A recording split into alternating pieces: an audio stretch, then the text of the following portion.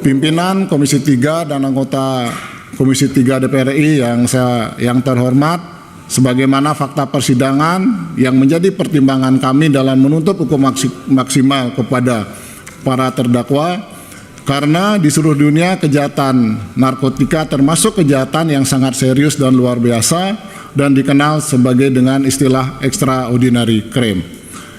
Karena tindak narkotika dapat mengakibatkan kerusakan kesehatan manusia, merusak generasi muda, dan di lain sisi narkotika merupakan bisnis yang sangat menguntungkan bagi jaringan peredaran gelap narkotika dan sangat merugikan bagi negara. Mungkin itu pimpinan yang menjadi dasar kami untuk melakukan tuntutan maksimal terhadap 6 para terdakwa, Pak. Ya, ini ada Pak Muhammad Arfian ya. Ada yang ingin disampaikan, Pak? Ya, silakan. Bismillahirrahmanirrahim. Assalamualaikum warahmatullahi wabarakatuh. Mohon izin yang kami hormati pimpinan Komisi 3 beserta seluruh anggota Komisi 3 yang kami hormati. Kami JPU Muhammad Arfian ingin menyampaikan setulus-tulusnya sedalam-dalamnya permohonan maaf dari kami yang mana atas kesalahan kami di persidangan kemarin, yang mana akan menjadi bahan evaluasi bagi kami untuk ke depan.